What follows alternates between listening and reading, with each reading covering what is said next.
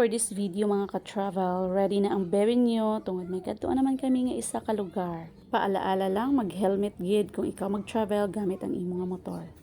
Kag mga bebe ko, pagsulod pa lang naman sa Alapasco Lake diri sa Batad, Iloilo, na-amaze na ako pagkakita ko pala na sa tunga gali sa mga bukid nga ini, may ara nga malapad nga lawa.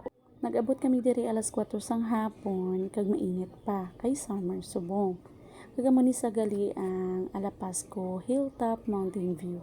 Ang bebe nyo nag-aura-aura lang, pero ipakita ko sa inyo kung ano katahom kung ara na ikaw sa babaw.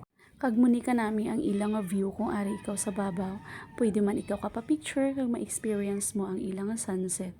Actually, diri may gina-offer man sila nga pagkaon, pwede man kamo diri kakaon sa babaw, may gina-offer sila nga halo-halo.